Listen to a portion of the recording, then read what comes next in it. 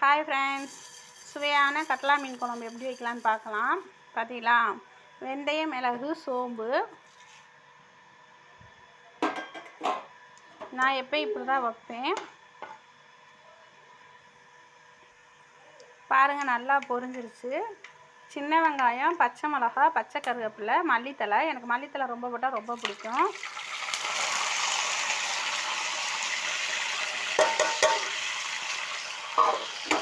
அதையும் போட்டு நல்லா வதக்கிக்கலாம். வதங்கட்டும் ஒரு 5 நிமிஷம்.